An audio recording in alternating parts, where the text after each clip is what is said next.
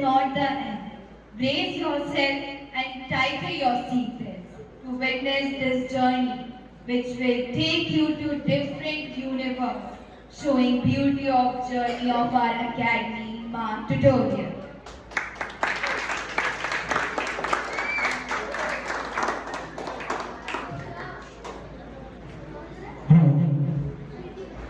यहाँ पर माँ ट्यूटोरियल के पिछले 25 साल के बहुत सारे ऐसे सीक्वेंसेस हैं, अप एंड डाउन्स हैं, बहुत सारी ऐसी स्टोरीज हैं अनटोल्ड रह गई हैं, बहुत सारी हम लोगों को पता है। सारी मंच पे लाना, स्टेज पे लाना तो बहुत मुश्किल है। कोशिश की है कि थोड़ा बहुत हम यहाँ पे दिखा पाए एक सीन के थ्रू। यहाँ पे अगर हम देखें तो माँ ट्यूटोरियल की स्टार्ट हुई तब शायद 2 ही बच्चे हुआ करते थे। पंकज सर ने उस समय हार्डली 19-20 साल की एज में इस माँ ट्यूटोरियल को स्टार्ट किया। At the time he was also studying, उनके कॉलेजेस चल रहे थे। एक 19 साल या 20 साल के लड़के का एक इंस्टीट्यूट को स्टार्ट करना, just think about the age you are in this age right now. 19-20 साल में एक इंस्टीट्यूट की स्थापना कर लेना, एक बड़ी रिस्पॉन्सिबिलिटी उठाना, एक ये सोचना कि वो जो बच्चे हमारे पास में आएंगे जिनको मुझे तैयार करना है वो हमारे देश के लिए, हमारी मातृभूमि के लिए काम करने वाले हैं। बिल्कुल डिफरेंट सोच।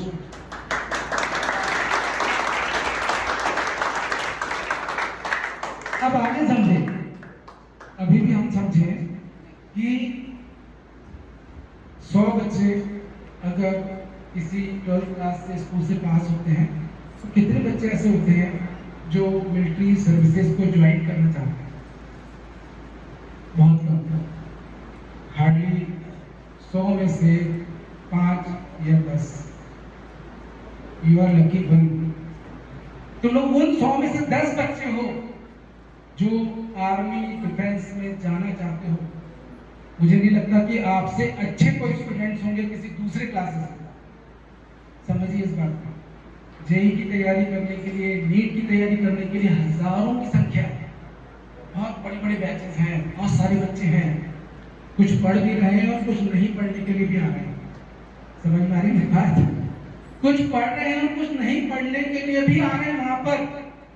बट यहाँ पे जो बच्चा आता है ना, तो बच्चा सिर्फ पढ़ने के लिए, क्योंकि ये बिल्कुल एक छन्नी लगी हुई, एक शॉर्टिंग हो गई है, क्योंकि वो 90 बच्चों को छोड़ के आप यहाँ पर बैठे हैं। तो ऑब्वियस सी बात है कि आप उन 100 बच्चों में 90 बच्चों में तो नहीं है जो अपना टाइम खराब कर रहे हैं, या क्या कर पाएंगे नहीं कर पाएंगे वो उन्हें नहीं पता। ठीक है, तो माँ ट्यूटोरियल की शुरुआत जब हुई उस समय सर शायद मैथ्स, इंग्लिश ऐसे सब्जेक्ट पढ़ाया करते थे, बच्चे आते थे। वो बच्चे ये परेशान थे कि मुझे एनडीए करना है, मुझे सीडीएस करना है, सर मैं कहाँ जाऊँ? शुरुआत यहाँ से हुई। बच्चे भटक रहे होते हैं, सर कोई है क्या, सर कौन पढ़ाता है, सर कोई क्लासेस चलती है क्या? इंदौर एक ऐसा शहर था जो एजुकेशन हब के रूप में उस समय डेवलप हो रहा था। बच्चे बाहर से यहाँ आ रहे थे और वो यहाँ पर रह के अपनी आगे की तरह तैयारी करना चाह रहे थे। तो जब बच्चे से मिले, अब ये देखा कि वो बच्चे भटक रहे हैं, क्योंकि एट दैट टाइम आप कल्पना कर सकते हैं कि 25 साल पहले ऐसा कोई इंस्टीट्यूट तो नहीं रहा पूरे मध्य प्रदेश में जो एनडीए की तैयारी करा। हमें राइट? कोई भी नहीं। और किसने स्टार्ट किया? 19 से 20 साल के लड़के ने। Just clap for Pankaj sir.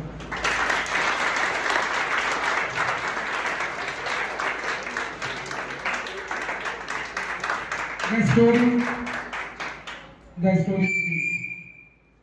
story begins.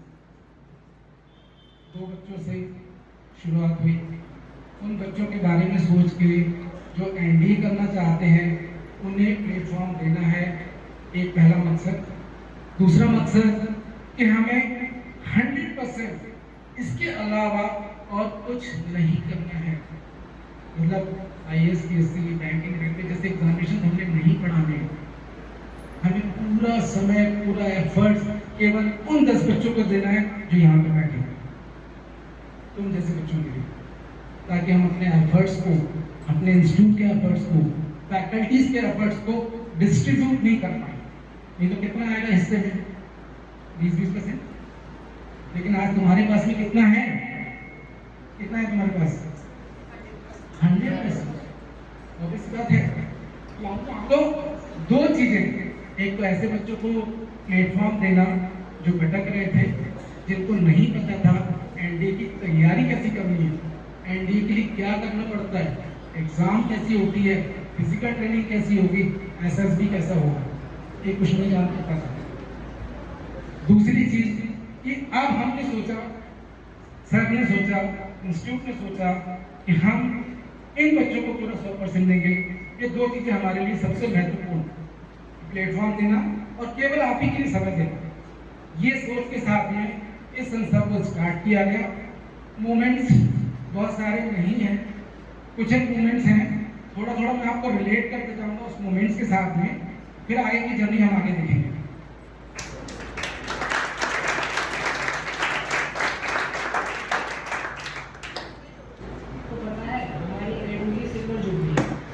इसका मतलब हमारी एकेडमी को 25 साल हो गए हैं।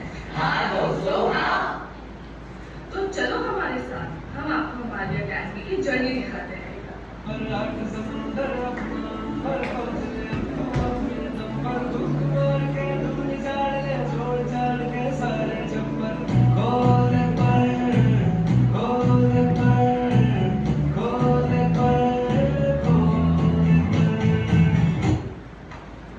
साल पहले हमने एक सपना देखा, एक ऐसी जगह बनाने का सपना जहाँ हम सभी कुछ नया सीख सकें और आगे बढ़ सकें। आशियाना मेरा साथ तेरे है ना, ढूंढते तेरी गली मुझको घर मिला। आबदाना मेरा हाथ तेरे है ना, ढूंढते तेरा खुदा मुझको रब मिला। तू जो मिला लो गया मैं काबिल, तू जो मिला तो हो गया सब हासिल। हाँ, मुश्किल सही आसान हुई मंजिल, क्योंकि तू धड़कन मैं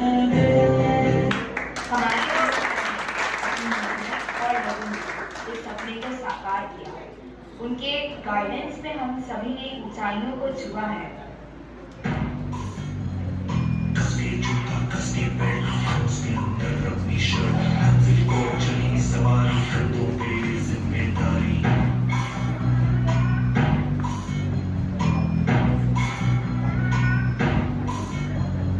हाथ में फाइल मन में दम, मीलों मील चलेंगे हम, हर मुश्किल से टकराएंगे, डर से मस ना होंगे हम। दुनिया का नारा जमे रहो, मंजिल का इशारा जमे रहो। आज हम सिर्फ एक कहानी नहीं बल्कि एक फैमिली को सेलिब्रेट कर रहे हैं, और ये फैमिली सर की देखरेख और प्यार से बनती है। आशाएं हर कोशिश में हो हर बात रहे हो हर बात। आशाएं ये सरप्राइज आपके लिए है। हम दिल से आपको थैंक यू करते हैं जो आपने हमारे लिए किया है। हम कामना करते हैं कि आने वाले सालों में भी हम इसी तरह सफलता और खुशी के साथ आगे बढ़ें।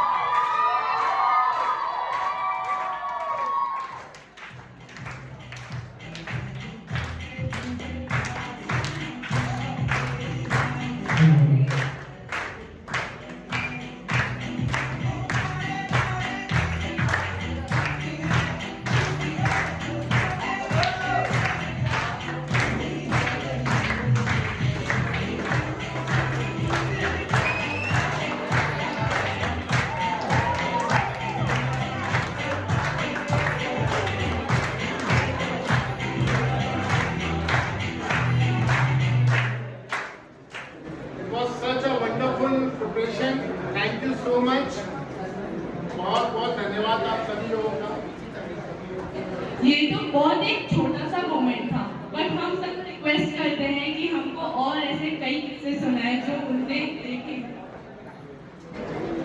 शुक्ला सर, मुझे लगता है कि आपके शब्दों से ज़्यादा भावनाओं का इन्वॉल्वमेंट था और आपने इतनी बारीकी से चीज़ों को समझने का प्रयास किया, यही बहुत ज़रूरी है। मैं एक बिल्कुल आम इंसान हूँ, जैसा हर व्यक्ति होता है। जैसे आपने कुछ प्लान किया अपनी लाइफ में कुछ करने के लिए,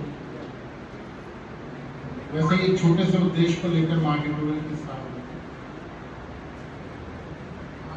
शुरुआत जो थी वो सही बात है चैलेंजिंग थी बहुत, क्योंकि 25 साल पहले एनडीए क्या है ये इस सवाल का आंसर बहुत कम बच्चों को मालूम होता है।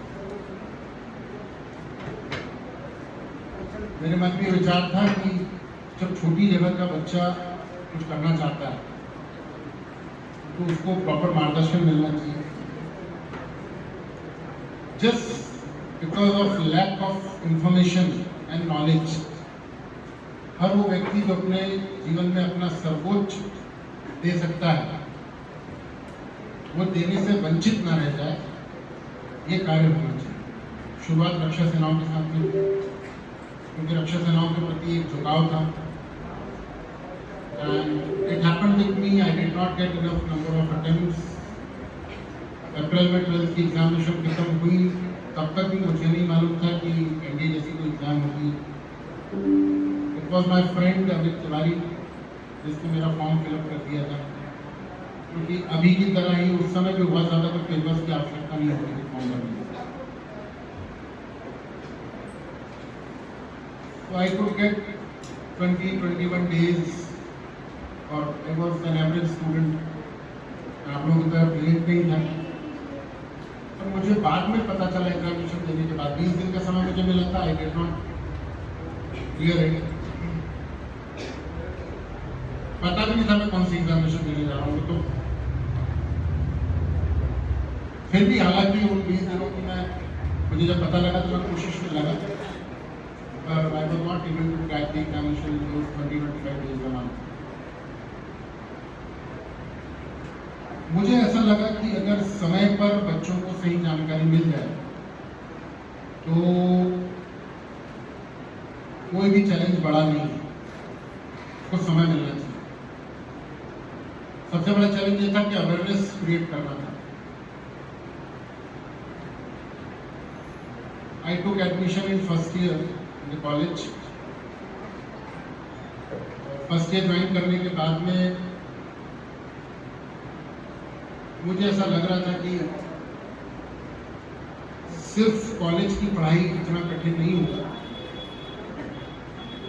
जो मेरा उद्देश्य है जीवन में रक्षा सेनाओं के प्रति समर्पित करना, खुद को भी और उन तमाम लोगों को जिनको मैं वहाँ भेज सकता हूँ ज़्यादा से ज़्यादा होंगे, क्योंकि मुझे सिलेबस बहुत ऐसा कठिन नहीं लग रहा था। सो फॉर दैट ईयर पूरे साल भर आई प्रिपेयर्ड माई सेल्फ, मैंने तैयारी की और कोशिश की कि मैं थॉरली सिलेबस को बहुत अच्छे से कवर करूं और आई शुड स्टार्ट समथिंग। आप लोगों को ज़्यादा से ज़्यादा विद्यार्थियों को तैयारी कराना है। और चैलेंजिंग था थोड़ा, क्योंकि मैं खुद एक छोटे से कस्बे से आया था। एक छोटा सा कस्बा था, तहसील भी नहीं थी, और बाहर आके रहना, फाइनेंशियली परिवार स्ट्रगल कर रहा था बहुत। तो मुझे अपना खर्चा भी खुद ही उठाना था। जो मेरे माता पिता ने किया मेरे लिए उसका कोई उसको नापा ही नहीं जा सकता किसी मेजरमेंट में। उन्होंने अपना सर्वस्व सब कुछ मुझ पर निछावर कर दिया, और जो मैं करना चाहता था तेरे में कभी उन्होंने रोका नहीं मुझे, जैसा आपके पेरेंट्स आपके लिए कर रहे हैं। आप जो करना चाह रहे हैं वो आपको कराना है। तो मेरे लिए चैलेंज ये था कि मैं हर महीने पैसे कैसे मंगाऊं घर से। वॉज वेरी डिफिकल्ट, क्योंकि बमुश्किल जो पैसे वो इकट्ठे कर पाते थे वो मैं समझ पाता था कि कभी अगर 1-2 दिन वो लेट हो रहे हैं तो बड़ा मन में उनके, उस समय मोबाइल फोन्स नहीं हुआ करते, कुछ परेशानी भी उनकी हो रही होती थी तो वो चिट्ठी के द्वारा मुझसे शेयर उनको करना चाहिए था पर वो नहीं किया। तो इट वॉज अ चैलेंज कि आपको स्टार्ट भी करना है कुछ नया और आपको कुछ का खर्चा भी उठाना है और आपको अपने कॉलेज की पढ़ाई भी करना है, तो बर्डन थोड़ा ज़्यादा था उस समय। आई ज्वाइन द स्कूल, मुझे याद है पहली तनख्वाह मेरी 650 रुपये हुआ करती थी। आई started teaching in a school, सुबह 7 बजे से लगभग 2:30 बजे तक स्कूल होता था। I started teaching physics there, 11वीं-12वीं के बच्चों को फिजिक्स पढ़ाना चालू किया वहाँ पर। पहले मैथ्स पढ़ाना चालू किया 9th-10th के बच्चों को, फिर 11th-12th के बच्चों को फिजिक्स पढ़ाना स्टार्ट किया। उस समय तक इट वॉज माई आइडिया कि मैं स्टार्ट करता हूँ, कुछ करता हूँ, पर जब जगह देखनी चालू करी तो मुझे याद आता है इंद्रप्रस्थ टावर, आप लोग जानते होंगे शायद, इंद्रप्रस्थ टावर है काफ़ी फेमस बिल्डिंग, ये बन रहा था उस वक्त। तो मुझे याद आता है कि मैं वहाँ गया रेंट पर पूछने के लिए कि कितना रेंट रहेगा, फ्रंट का हॉल बन रहा था तो उन्होंने बोर्ड भी लगा रहा था। उस समय मुझे उतना समझता नहीं था। जब मैं वहाँ गया तो मैं कीमत पूछने गया, उन्होंने जब मुझे बताया कि आज से 25 साल पुरानी बात है, 1.5 लाख रुपए, तो मुझे ऐसा लगा कि शायद ये हॉल की कीमत है, रेंट नहीं है शायद। मेरे को ऐसा लग रहा था कि शायद 2-3 हज़ार रुपये रेंट लगता होगा कहीं पर। सो जब उन्होंने बोला कि पर मंथ ये इतना पैसा देना पड़ता है, तो मेरे लिए वो बड़ा, मेरी सोच को ये बड़ा सा धक्का लगा कि इतना पैसा पर मंथ देना पड़ता है तो कैसे स्टार्ट होगा, मेरे पास तो कुछ होता ही नहीं था। तो मैंने फिर एक और जगह देखी,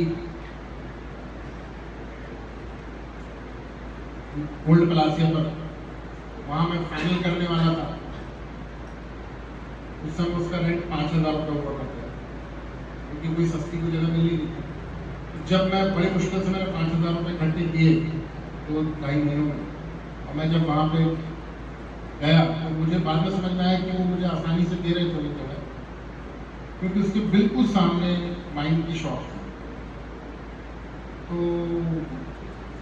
एक व्यक्ति, उन्होंने मुझसे पूछा कि आप मतलब वहीं वाइन शॉप पे खड़े थे, वाइन लेने गए, तो उन्होंने कहा कि मैंने उनसे कुछ रास्ता वगैरह पूछा, फोटो कॉपी कराना था, उन्होंने बोला कि क्या करने वाले हैं आप, क्या करते हैं आप। मैंने बताया कि एक कोचिंग इंस्टीट्यूट खोलना है ये सामने वाली बिल्डिंग में।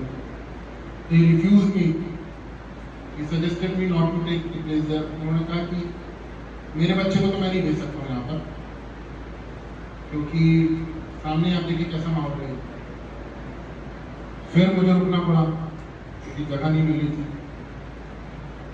फिर जैसे जैसे करके बहुत पुरानी सी बिल्डिंग है मालगंज चौराहे पर, राजमहल कॉम्प्लेक्स, वहाँ पे तीसरे माले पर एक जगह खाली थी। मुझे किसी ने बताया कि वहाँ पर मिल जाएगा, 1400 रुपीज़ उसका किराया था, मुझे याद आता है।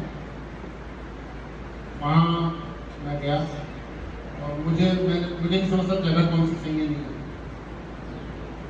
तो मैंने 1400 रुपीज़ उनको दिए and that was the only rent I could पे। अगले 1.5 साल तक मैं उनको और रेंट दे भी नहीं पाया। और वो उसके बिल्कुल सामने एक भोजनालय हुआ करता था, उसकी गेट के बिल्कुल सामने भोजनालय के सारे बर्तन, जूठे बर्तन रखे जाते हैं। तो कोई आना वहाँ पसंद नहीं करता था। 3rd फ्लोर पर था, लिफ्ट नहीं थी, खाली पड़ी हुई आसपास की जगह सब ऐसे मिली। I just maintained to wait there for the people and started my working. मैंने प्रयास किया, थोड़ी पब्लिसिटी वगैरह करने की कोशिश करा, पैम्पलेट छपाया। उसी समय तक मेरी सिस्टर क्लास 10th पास कर चुकी थी and I wanted her to bring to Indore. उसको लेकर भी आना था, मैं उसको लेकर आया हूँ। और ये बातें आपको बताना इसलिए आवश्यक है क्योंकि कई बार हमारे मन में ख्याल आता है कि ये चीज़ें विपरीत हैं, ऐसा नहीं हो रहा है, वैसा नहीं हो रहा है। बहुत सारी विपरीत परिस्थितियां हमारे सामने आती हैं और हम थोड़ा स्लो हो जाते हैं या फिर कॉम्प्रोमाइज कर लेते हैं। ये जो पॉइंट है वो कॉम्प्रोमाइज नहीं करने के प्रति मैं आपको बताना चाह रहा हूँ। उन बच्चों से भी ये पॉइंट मैं शेयर करना चाह रहा हूँ जो इस बात को छोड़ देते हैं कि ठीक है, जो कॉम्प्रोमाइज कर लेते हैं ठीक है, आर्थिक स्थिति ठीक नहीं है, माँ बाप के ऊपर बहुत बर्डन नहीं देना है, छोड़ देते हैं, चलो कुछ और कर लेते। ऐसा नहीं करना है। आपको पूरी कोशिश करना है जो आपने सोचा है वो आप कर पाए। तो सिस्टर को मैं यहाँ लेकर आ गया, स्कूल में पढ़ाने जाया करता था सुबह। तो उसको यहाँ लेके आ गया तो एक स्कूल में उसको एडमिशन कराया। मॉर्निंग 5 o'clock उठना होता था, उसके लिए टिफिन बनाना होता था, साइकिल से उसको स्कूल छोड़ना होता था, फिर वहाँ से स्कूल में पढ़ाने जाना होता था। 3 बजे वहाँ से छुट्टी लेके फिर मैंने मालगंज में स्टार्ट कर दिया था, तो वहाँ जाना होता था। तो आई को एनडीए को जानता ही नहीं था। मेरे लिए सबसे बड़ा चैलेंज ये था कि मैं एनडीए कोई समझता ही नहीं था एनडीए का। तो मुझे चलाना था चीज़ें, तो मैंने स्टूडेंट्स आने स्टार्ट हुए, एनडीए के मिलना मुश्किल थे। शुरुआत में स्पीकिंग इंग्लिश का कोर्स कराना स्टार्ट किया, ट्यूशन लेनी चालू कर दिया। जो महिलाएं आती थी मेरे पास शुरुआत में, गृहिणियाँ जिन्होंने एडमिशन लिया, उन्होंने फिर डिस्कस किया उनके मोहल्ले में, फिर वो अपने बच्चों को लेके आई। फिर उन्होंने कहा मैं यहाँ नहीं भेज सकती, आप होम ट्यूशन पढ़ाने आएंगे, होम ट्यूशन पढ़ाने जाना चाहते हैं।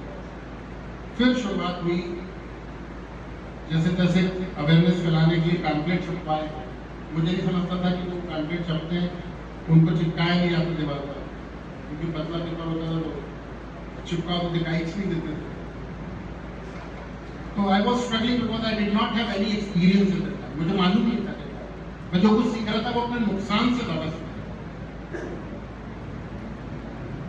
लेकिन खजूरी बाजार में वही पैम्पलेट देखकर एक पहला बच्चा आया मेरे पास।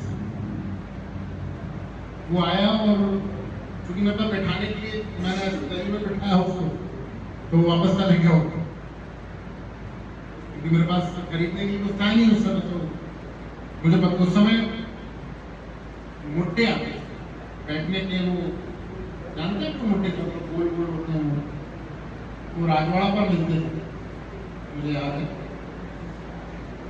50 रुपीज का मुट्टा मिलता था उस समय का। तो 3 मुट्टे खरीदे मैंने, एक खुद के बैठने के लिए, 2 सामने बैठने के लिए। वहां से टीचिंग स्टार्ट की। तो मुझे लगा कि इससे काम होगा नहीं। I started contacting to the schools to conduct seminars there. मेरा पहला सेमिनार, मैं I am very grateful to Vyas ma'am है, अभी वो प्रिंसिपल है बड़ौदा स्कूल में। उस समय वो सिक्का स्कूल में हुआ करती थी, कोऑर्डिनेटर हुआ करती थी। She met me and she was amazed. वो बड़ा उनके लिए, उन्होंने कहा कि तुम तो खुद ही 12th के लगते हो, जैसे इनको सेमिनार दोगे।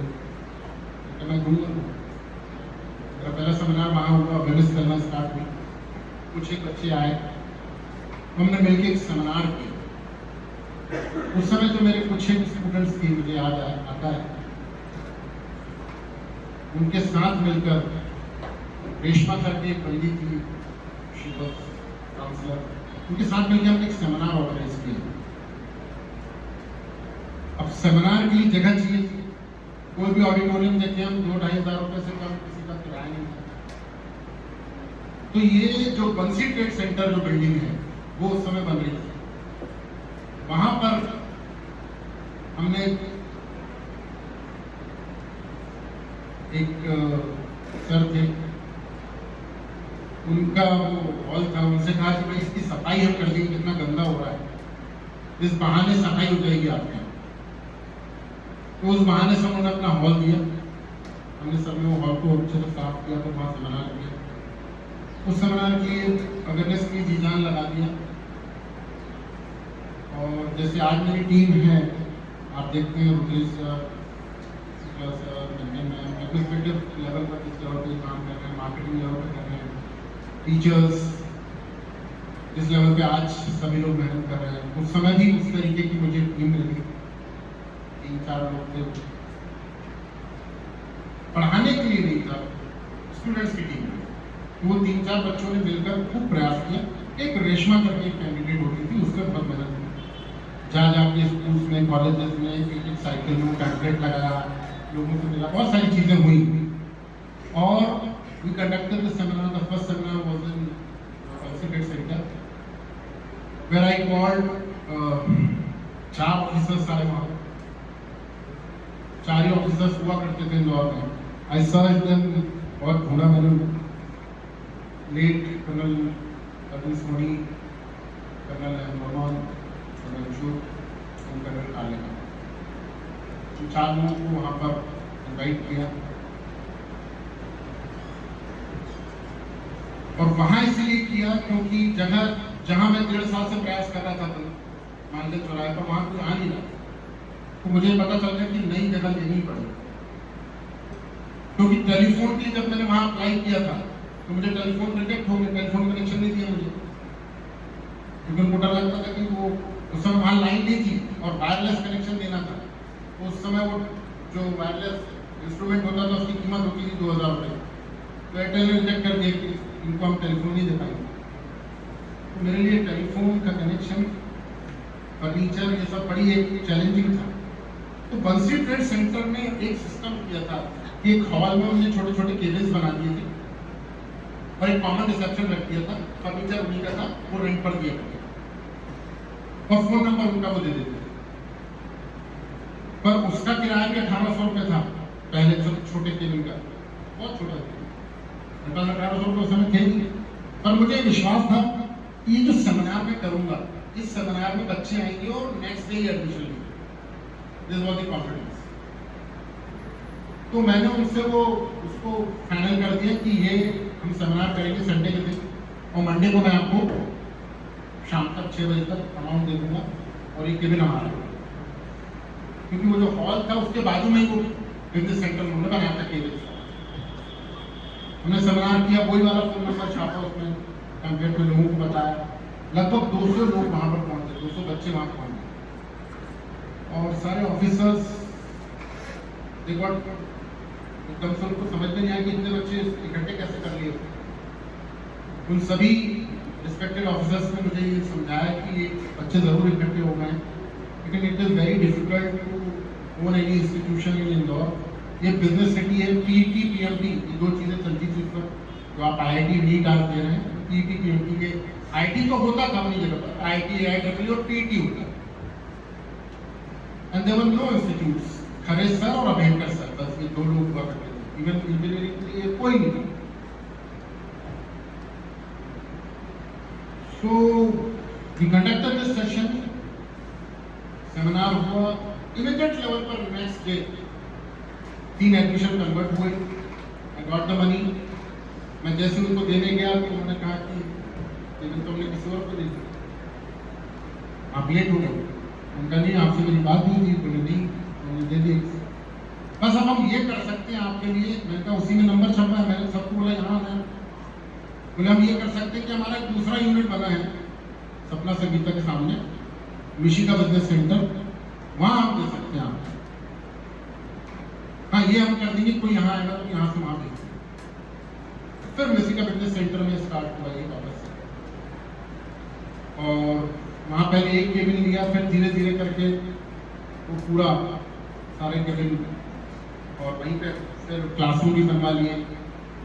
फिर मिशिका बिजनेस सेंटर में ऑलमोस्ट हर फ्लोर पर कुछ समय बाद क्लासेस होने लगी, सेमिनार्स की प्रोसेस कंटिन्यू रही, अवेयरनेस फैलाना कंटिन्यू रहा, और आप ही की तरह बच्चे लगातार मेहनत करते रहे, अधिकारी बनते रहे। जो सीन अभी दिखा था 7 बच्चों का, उसके बाद देवास से अप डाउन किया करते थे। उस समय सपना संगीता में कोचिंग इंस्टीट्यूट था और देवास से ट्रेन से वो अप डाउन किया करते थे। मुझे याद आता है ट्रेन में बैठ के वो ग्रुप डिस्कशन किया करते थे और रिटन एग्जामिनेशन के लिए वहां आना और उस दौरान जीडी करना, वापसी के समय जीडी करना, ये एक रेगुलर प्रैक्टिस थी और शानदार रिजल्ट उस बैच का भी रहा। उसके बाद भी लगातार लोग मेहनत करते रहे और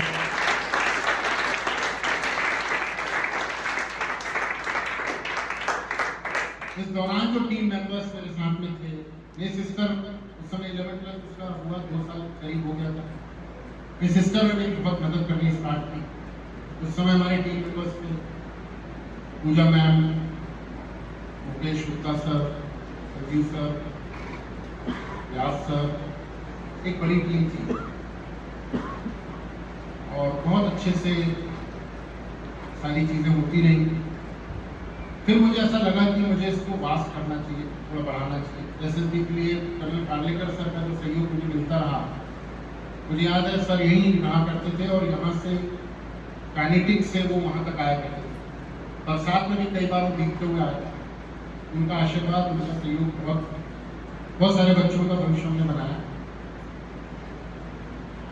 आज मुझे खुशी होती है कि वो स्टूडेंट्स आज भी संपर्क में होते हैं, आज भी संपर्क करते हैं। कहीं उनकी शादियाँ हो गई हैं, कहीं उनके बच्चे हो गए हैं, कुछ एक के बच्चे मेरे बच्चों से बड़े हैं। क्योंकि जो CDS की उस समय आया, तभी एक कैंडिडेट आया था थोड़े दिनों पहले, जय, मेरे सर से मिलके गया। जब मुझे बाद में पता चला कि वो कुछ ऑर्गेनाइजेशन को कुछ मनी भी वो देकर गया, मुझे बताने के लिए मना किया इसको। वो तो फर्स्ट सीरियस स्टूडेंट सपोर्ट उसका रिटर्न क्लियर हो गया। SSB में उसको लगातार दिक्कत आती रही, नहीं हो पाया उसका SSB में। पर आज भी मुझे गर्व है कि मैं आप जैसे विद्यार्थियों का उस समय मार्गदर्शन कर पाया और ये जर्नी मैं बहुत धन्यवाद देता हूँ ईश्वर का, पेरेंट्स का, सहयोगियों का। ये जर्नी जब आगे बढ़ी तो मुझे मौका मिला कि मैं कुछ बड़ा करने का मैं प्लान कर रहा था उस समय। मुझे लगा कि जैसे रक्षा सेनाओं के प्रति आप मार्गदर्शन देकर लोगों को आपने इन्वॉल्व कर लिया है, ऐसे ही हर क्षेत्र की तरफ मार्गदर्शन होना चाहिए। तो I started a magazine, career magazine, career solutions के नाम से एक मैगजीन मैंने पब्लिश करना स्टार्ट किया और आज भी वो मैगजीन पब्लिश होती है। और उस दौरान अप्स एंड डाउन्स आते रहे। कुछ बड़ा, आप कोई बड़ा स्टेप उठा लेते हैं जिसमें खर्चा आपको हर महीने उस समय 3-4 लाख रुपए करना हो, उसकी एकदम से आमदनी ना हो, तो वो वैसा निर्णय भी हुआ मेरे साथ। फिर मुझे ऐसा लगा कि मां ट्यूटोरियल को बैकअप की जरूरत है, फाइनेंशियल एक बड़े बैकअप की जरूरत है। तो आई डिसाइडेड, चूंकि ये है तो माँ पर था तो मेरा बच्चा की तरह, मुझे ऐसा लगा कि इस बच्चे की परवरिश शायद मुझसे बेटर कोई बड़ा मैनेजमेंट कर पाएगा, क्योंकि बहुत पैसे की आवश्यकता थी इसको बढ़ाने के लिए। तो मैंने एसोसिएशन किया, मैंने अपने बच्चे को किसी और को दे दिया और काम मैं करता रहा नौकरी के रूप में से। और मुझे ऐसा लगा कि वो ऑर्गेनाइजेशन इस लेवल पे कमर्शियल एस्पेक्ट चाहता है या उसका फोकस शायद कमर्शियल आउटपुट पे ज़्यादा था। फिर मैंने इसको वापस उनसे खरीदा और मुझे मौका मिला ऐसे समय पर कुछ ऐसे साथियों से मिलने का जो पिलर्स के रूप में जिन्होंने इस संस्था को बढ़ाने में बहुत बड़ा रोल प्ले किया। मुकेश गुप्ता जी अभी यहाँ पर नहीं है, पर भले ही वो अनुपस्थित हैं, परंतु मुझे पूरा विश्वास कि अभी भी वो कुछ ना कुछ बेटर सोच रहे होंगे संस्था के लिए। मेरी मुलाकात उस जर्नी के दौरान आनंद प्रकाश शुक्ला जी से हुई। We were friends, we were working for the same thing, we were conducting seminars in schools and colleges, we enjoyed a lot with each other। और सर दूसरे ऑर्गेनाइजेशन में थे, मैं दूसरे ऑर्गेनाइजेशन में था, हम काम एक ही जैसे कर रहे थे, इसलिए ओहदे में कोई बहुत अंतर मैं कभी समझता नहीं हूँ। बस ये उनका बड़प्पन है कि वो मुझसे बड़े होते हुए भी इतने सहज हैं कि वो कभी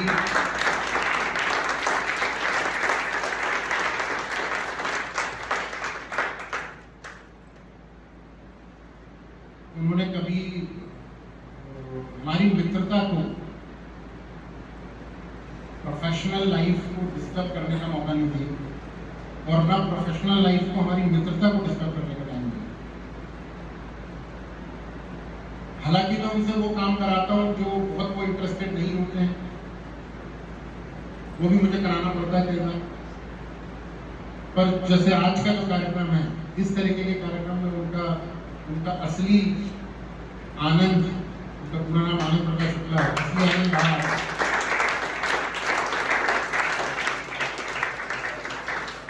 अप्स एंड डाउन्स कोई भी परिस्थिति रही हो, जब से वो मुझसे जुड़े हैं उन्होंने कभी मेरा साथ नहीं छोड़ा किसी भी परिस्थिति में। उस दौरान फिर रुद्रेश से मुलाकात हुई। He was like a sunshine at the time when dark days was going on.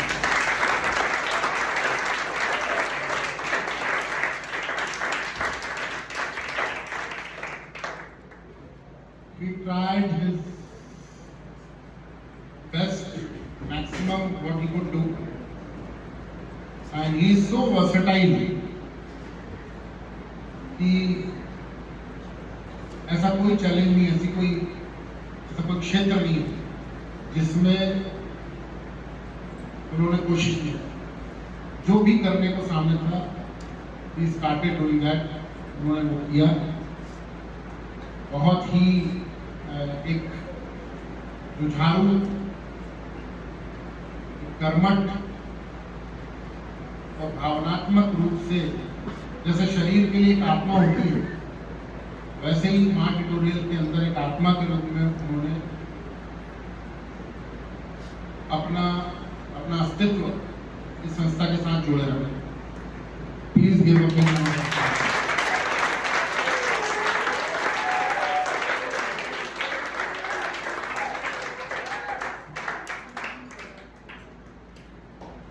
मुझे इस बात का बहुत खुशी है कि लगभग जो संस्थाएं हैं पूरे ऑल ओवर इंडिया में हम बात करते हैं, तो लगभग 1.5 लाख संस्थाएं हैं जो संस्थाएं रक्षा सेनाओं के लिए तैयारी कराती हैं। अभी भी हमारे बीच में सिलेक्टेड स्टूडेंट्स हैं, कुछ करंट के। आशीष अभी आए हुए हैं, कीर्ति यहाँ बैठी हुई है। मेडिकल का कोई अगर इशू है, कीर्ति से कहना चाहता हूँ, क्योंकि आई नो उसे कैसा महसूस होता होगा, पर मैं आपको बताना चाहता हूँ कीर्ति को कम कि जब आप मेहनत करते हैं, she worked hard for 2 years, managed all the things, school plus preparation,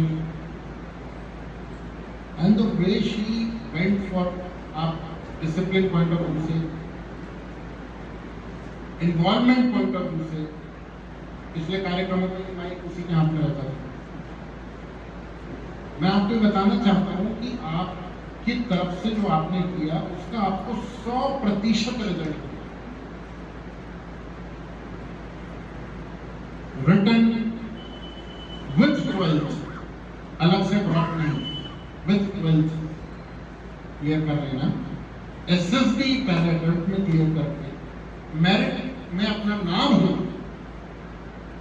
medical एक स्मॉल छोटे से किसी रीजन के कारण अगर आप उस समय वहां ज्वाइन नहीं कर पाए, तो आपके एफर्ट में और आपकी सफलता में कोई 1% की भी कमी नहीं। हम कंसीडर करते हैं आपको you are an officer for us. कोई इसमें कोई डाउट नहीं। इतनी कम नंबर ऑफ सीट्स होने के बाद भी एज अ गर्ल आप सिलेक्ट हो पाए, ये बहुत बड़ी बात है। आशीष यहाँ पर था हमारे ख्याल से अभी चलिए he joined Air Force Academy once more give a big hand.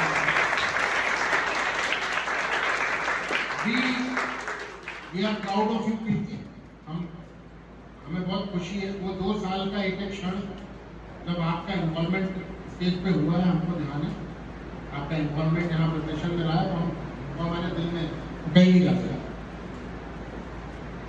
आशीष अभी जो लोग मौजूद है उनके विषय में बता रहा हूँ आशीष चूंकि भी चलेगा फिर भी एयरफोर्स अकेडमी उन्होंने ज्वाइन कर लिया नाउ ओडीए में उनका मेरिट इन वो हो गए हैं तो अब वो आर्मी की तरफ उनका ज़्यादा झुकाव था तो अब वो आर्मी में करने जाने वाले हैं ऐसे सैकड़ों विद्यार्थियों ने अपना जीवन बनाया ईमानदारी से मेहनत करके और जो पॉइंट है वो यही है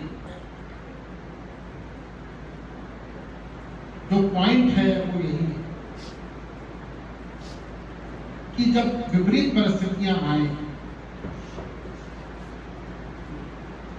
सुबह में 5 बजे उठता था उस समय टिफिन बनाना बच्ची को स्कूल छोड़ना वहां से अपने स्कूल जाना 3 बजे लौटकर पहले उसको स्कूल से लेना फिर कमरे पे छोड़ना फिर अपनी कोचिंग पे जाना जब नहीं मिल रहा था तो होम ट्यूशन पढ़ाने जाना पड़ता था साइकिल से मैं यहाँ क्लास में आता था रहा करते थे हम काफी दूर फिर वापस कोचिंग इंस्टीट्यूट पहुंचना फिर वहां से रात को घर पहुंचना उसको खाना खिलाना सुलाना फिर 12 बजे निकलना पोस्टर चिपकाने के लिए 12 से 2 बजे तक का टाइम मेरा पोस्टर चिपकाने का होता था और फिर 5 बजे उठ के करना ये इसलिए नहीं बता रहा हूँ कि बहुत बड़ा मैंने कुछ बहुत बड़ा काम किया है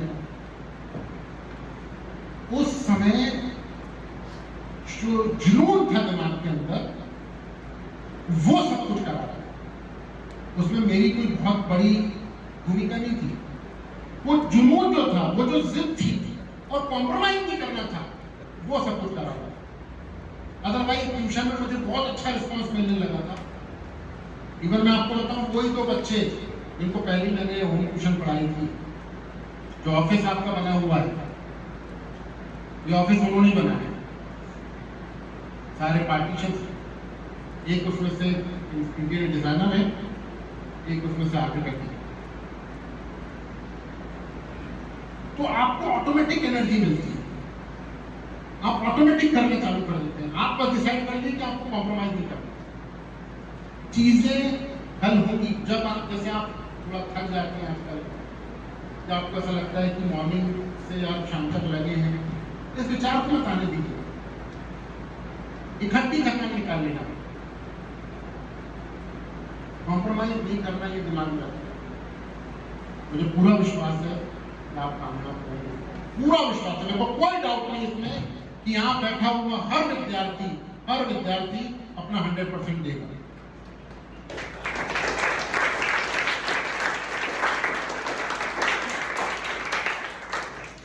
इस जर्नी के दौरान कंचन मैम मिले इस जर्नी के दौरान कपिल सर मिले कपिल सर के साथ एक आक्रामक रवैया अख्तियार किया हमने बच्चों के बीच आवाज के साथ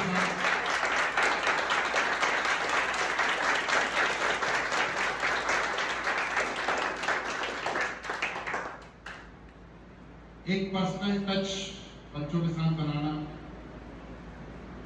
उनके लिए एक्स्ट्रा मेहनत करना कोशिश करना उनको अलग से क्लास देना ये एक डेडिकेशन के साथ कोशिश करना ये कपिल सर ने स्टार्ट किया और जीएस के रूप में एक बहुत बड़ा चैलेंज जो बच्चे के सामने रहता है उसको हल करने के लिए कपिल सर ने अपना पूरा समय दिया पूरी मेहनत की वैरायटी ऑफ वर्किंग में कपिल सर ने बहुत मेहनत की इसका इंटीरियर बनाने में बहुत मेहनत की पीछे का आप देख रहे हैं वर्सटाइल नेचर के साथ में संस्था को एस्टैब्लिश करने के लिए कपिल सर ने अपना जितना वो कर सकते थे उन्होंने अपना सर्वस्व दिया तो thank you Kapil sir for being with us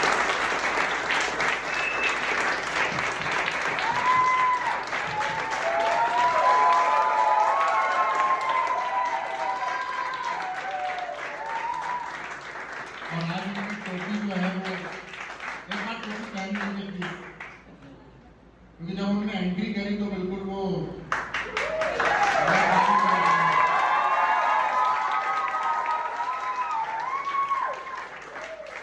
maker of officers, clap for Kapil.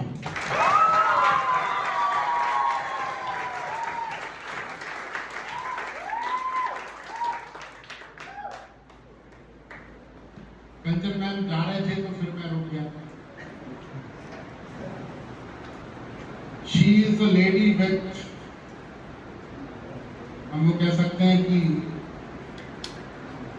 Very big sword, तलवार उनकी जो है वो खतरनाक है, क्योंकि ऐसा कोई काम जो एक पुरुष कर सकता है डेडिकेशन और मेहनत के साथ संस्था के लिए, ऐसा कोई कार्य नहीं है जो कंचन मैम ने नहीं किया।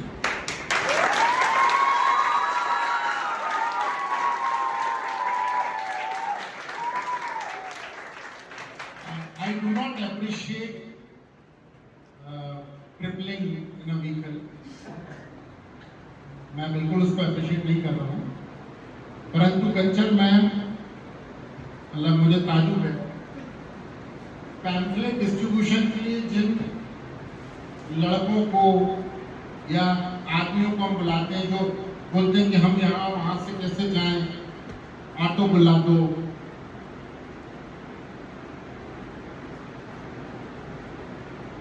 कंचन मैम ने ऐसा भी किया है कि ऐसे लोगों को गाड़ी में दो लोगों को पीछे बैठाकर और एक जगह से दूसरी जगह गाड़ी तेजी से चलाते हुए, धूप है, बरसात है, सर्दी है, कुछ नहीं,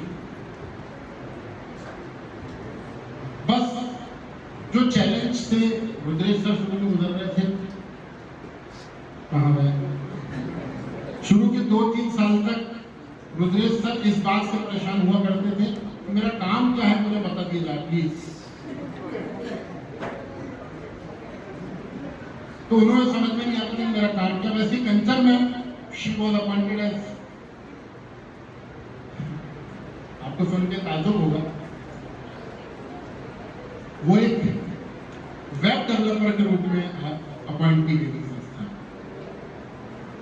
और वेब को देखे देखे उनको कई हफ्ते गुजर जाते हैं ऐसा लगता है, क्योंकि बहुत सारी चीजें दूसरी देखनी होती है। तो thank you so much Kanchan ma'am.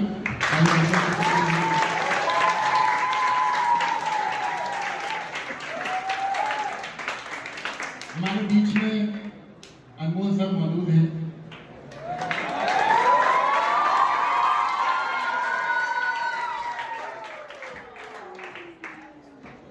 जैसे कहा जाता है कि समय, कितने समय से आपसे कोई व्यक्ति जुड़ा हुआ है, ये तो निर्धारित करता ही है कि उनका डिवोशन कितना है संस्था के प्रति, परंतु जो इन्वॉल्वमेंट कम समय में ज्यादा समय का क्रेडिट के बराबर इन्वॉल्वमेंट आ जाए, मुझे लगता है कि ये बहुत बड़ी बात होती है। अनमोल सर, मैं आप लोगों से शेयर करना चाहता हूँ, आप लोगों को ताजुब लगेगा सुनकर, पर यही सच्चाई है। I was in search of a mathematics teacher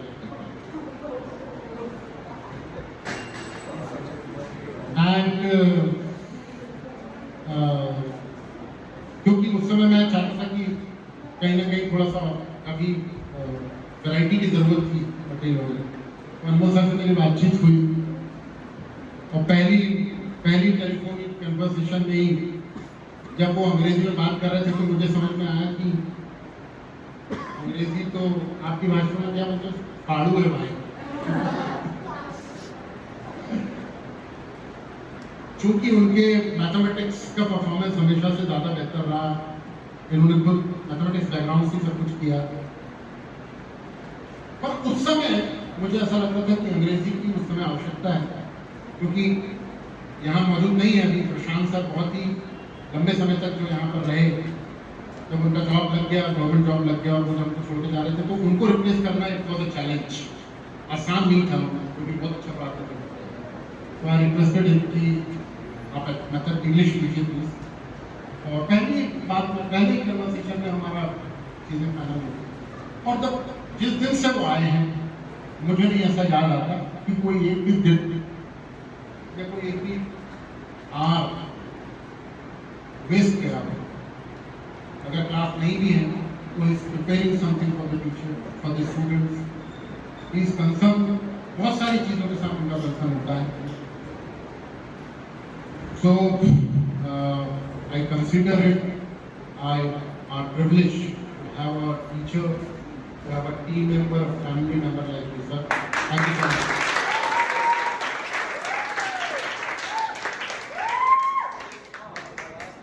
Abhishek sir भी कुछ ऐसा ही है कि जैसे नए नए सचिन तेंदुलकर आए थे, 16 साल का एक लड़का टीम में आया और पाकिस्तान जाके धूम मचा दिया। ही इज सो हम्बल, मतलब इनके चेहरे पे मुस्कुराहट आपको, ये जब सोते भी है तो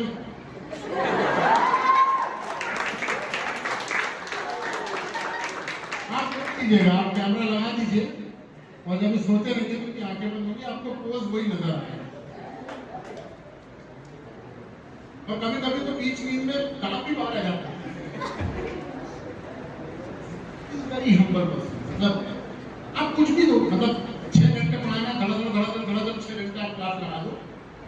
मतलब कभी कभी शिकन आ जाती है किसी के चेहरे पर, भाई मेरे चेहरे पर जाती थी जब उन्होंने स्कूल में मुझे इकट्ठे लेक्चर दिए थे, तो मुझे लगता था यार थोड़ा ब्रेक, इन सब बात करो सर, अभी नहीं क्लास है, अभी नहीं क्लास है, अभी क्लास, हाँ सर ले लेते, हाँ सर अभी चलो। ये चीज आपको सीखनी है, स्पेशली एसएससी कैंडिडेट्स, ये चीज आपको समझनी है। जैसा मैंने अभी यश वहां पर है, उनका स्क्रीनिंग हो गया है, आज शायद कॉन्फ्रेंस भी होगी, आज या कल होगी,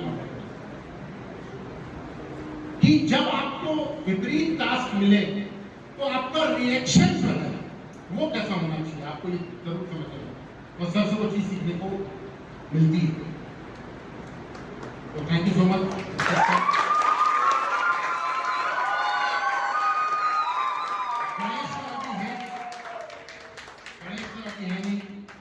परंतु मैं उनके बारे में बताना चाहता हूं कि वो एक मैथ्स रोबोट है जिनके अंदर मैथमेटिक्स की पूरी प्रोग्रामिंग है, और जो बिल्कुल भी आपसे, आप अगर चाहेंगे कि बहुत कुछ आप एक्स्ट्रा बात कर लें, अलग किसी विषय में आप चले जाएं, मतलब टाइम वेस्ट नहीं करने देंगे वो आपको बिल्कुल क्लास में, या आप सोचेंगे दूसरे विषयों के बारे में आप चर्चा कर लें, आप पर्सनल कुछ चीज, उनको मालूम है कि इस 1 घंटे का समय मेरे को ये चीजें कराना है, इतने क्वेश्चन कराना है, और ये, तो वो बिल्कुल भी रिफ्लेक्ट नहीं होते। जनरली ऐसा होता है कि टीचर्स माहौल बनाने के लिए, या ठीक है कभी कभी बह जाते हैं भावनाओं, एक्स्ट्रा चीजें ज्यादा डिस्कस हो जाती है, उनके साथ बिल्कुल ये नहीं है। और आपको, आप लकी है इस मामले में, बस आपको जो उनके साथ समझने वाली चीज है वो ये है कि आपको निकलवाना है चीजें उनके सामने जाकर, क्योंकि बहुत सारे लोग, सबसे कठिन सब्जेक्ट है, इतने सारे बच्चों की जिम्मेदारी है उनके ऊपर। तो मैं चाहूंगा कि जैसे उनको थोड़ी शिकायत है कि आप लोग हेजिटेट करके आप उनके पास में जाइए क्वेश्चन लेकर और उनसे करवाइए। तो थैंक यू गणेश सर, आप ये भी हैं यहाँ पर अभी। हरिमान सर आइए प्लीज, और कपिल सर आपके कपिल सर आपके आगे आइए, कपिल सर आइए प्लीज।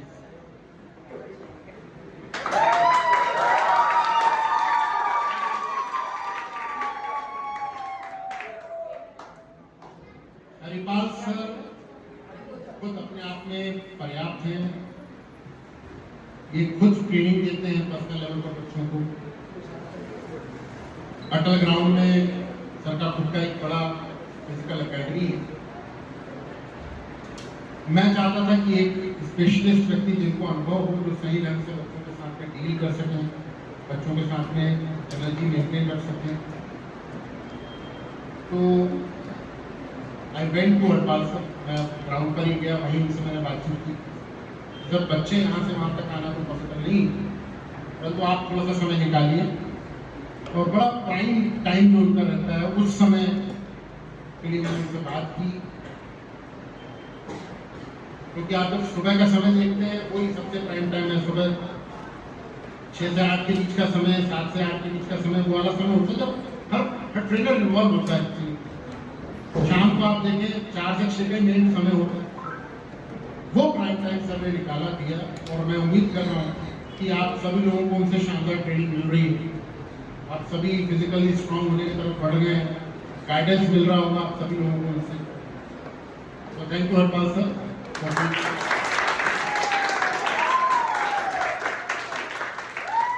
अभी 9 पदार्पण हमारे बीच में सर मौजूद हैं। इनका पहला डेमो लेक्चर ही कैसा था? कैसा था भाई? चलो पहला तो अच्छा हो भाई, तो बड़ी बात नहीं। दूसरा कैसा था? तीसरा ये इसकी शीट है। मैं आपको देखता हूँ तो मुझे मेरा वाला समय याद आता है, पर मुझे ये विश्वास है कि आपने आर्टिफिशियल दाढ़ी नहीं बनाई है। मुझे करना पड़ रहा था क्योंकि जब सीडीएस के स्टूडेंट आए, I was 20 and they were around 22, तो रिजल्ट जबरदस्ती के इसके दाढ़ी लानी पड़ रही थी उस समय। मुझे पूरा विश्वास है कि आप इस संस्था के साथ जुड़े हैं, एक लंबा एसोसिएशन होगा और बच्चों को बहुत फायदा आपसे मिल रहा है।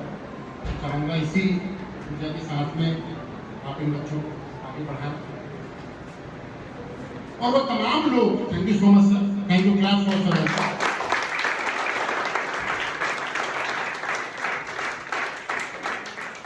प्रदीप भी हमारे बीच में मौजूद है। Pradeep sir please. Pradeep sir से मेरी मुलाकात एक मीटिंग में हुई, एक बिजनेस मीटिंग में हुई थी, जहाँ मैं भी एक व्यक्ति को सुनने गया था, एक स्पीकर को सुनने गया था। ये सर का हमारा प्रोग्राम था, वहीं पर सर भी आए हुए थे। और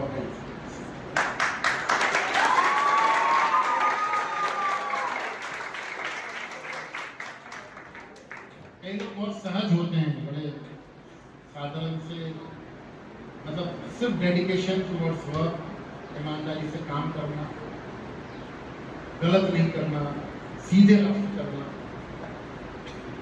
आपके साथ एसोसिएट होने के 2 कारण, एक आपकी प्रोफेशनल स्किल्स, सर खुद सेमिनार्स लेते हैं, सोशल मीडिया में आप देखेंगे उनके ट्रेनिंग सेशंस होते हैं, बाहर के लोग भी सबके ट्रेनिंग सेशंस लेते हैं, सब गाइड करते हैं, ट्रेनिंग देते हैं, सिखाते हैं। और दूसरा जो आपका आदर्श व्यक्तित्व था, जब आप ऐसे लोगों से सराउंडेड होते हैं, या आप भी सीखिए, आपकी जो संगत बने, जब वो अच्छे लोगों की बनती है तो ऑटोमेटिक रिजल्ट आते हैं। मुझे ऐसा लग रहा था कि आपकी प्रेजेंस में चीज़ें आदर्शवादी और सही चलेंगी, और मुझे पूरा विश्वास है कि इसी तरीके से चीज़ें आगे बढ़ती रहेंगी। Thank you so much for your. ये डेकोरेशन जो हुआ है बहुत सॉलिड हुआ है, बहुत शानदार हुआ है। मैं पहले ही बोलना चाहता था, thank you so much all the students. सपना मैम आ गई है, सपना मैम प्लीज कम।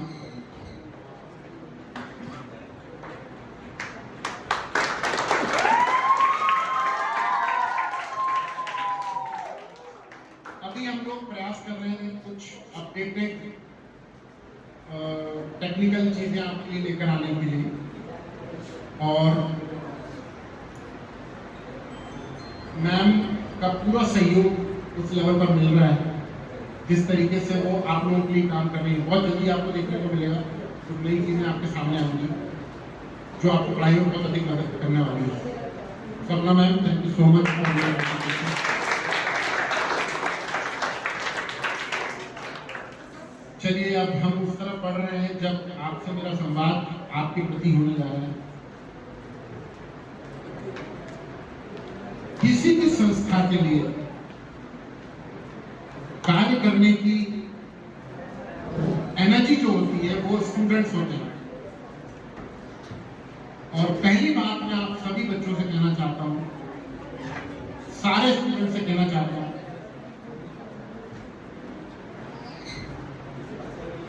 कि पहली चीज तो आई ट्रस्ट यू मैं आप पर पूरा विश्वास करता हूँ, 100% विश्वास करता हूँ। इस बात पर मुझे ट्रस्ट है कि आप पूरे ईमानदारी से मेहनत करेंगे और अपने माँ बाप का नाम रोशन करेंगे।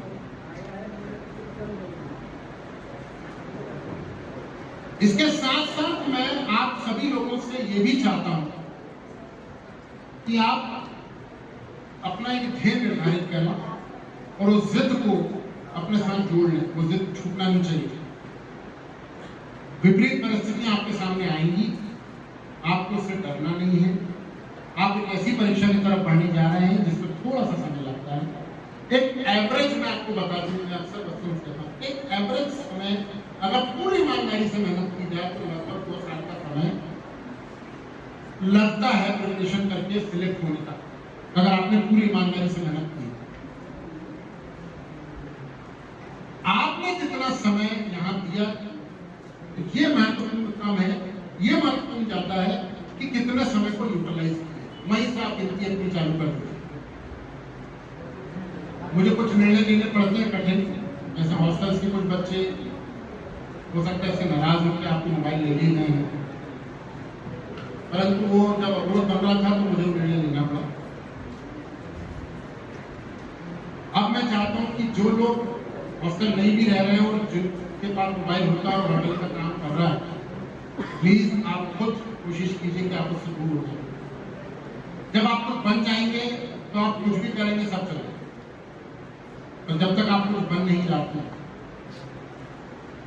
आपको बहुत मेहनत करनी है। Clear?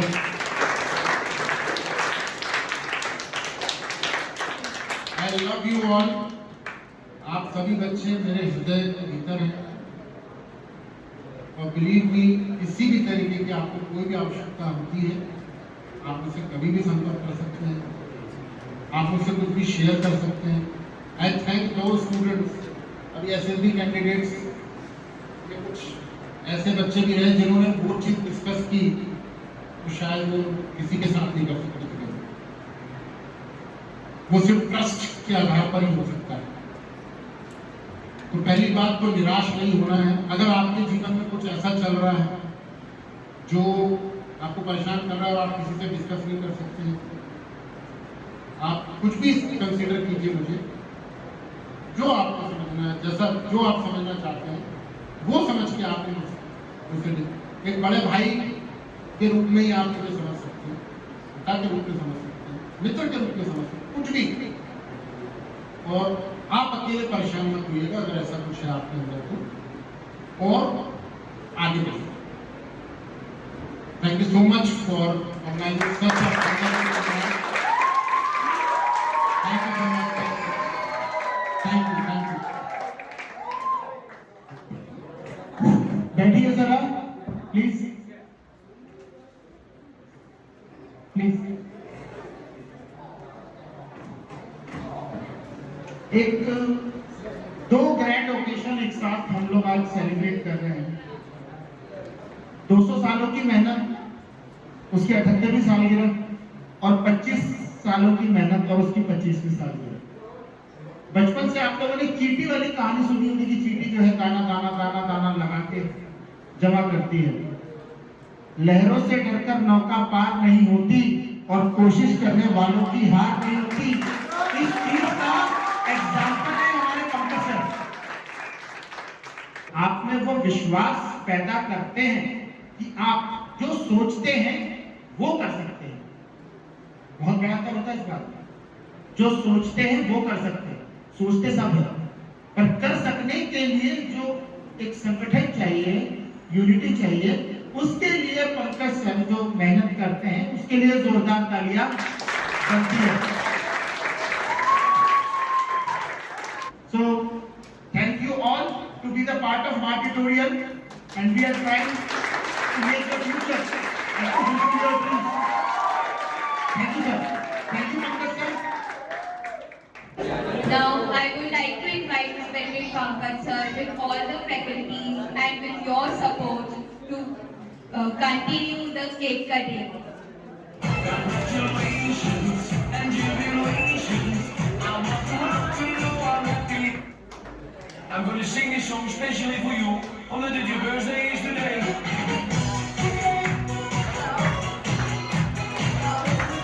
Dit is een volledig leven. Laten we heel weten. Maar in ieder geval, we gaan precies hier een beetje verjagen.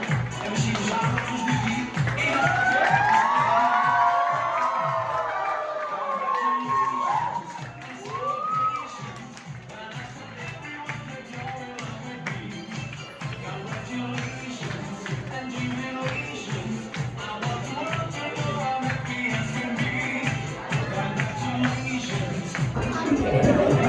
I will request all of you to come and join us for the dance.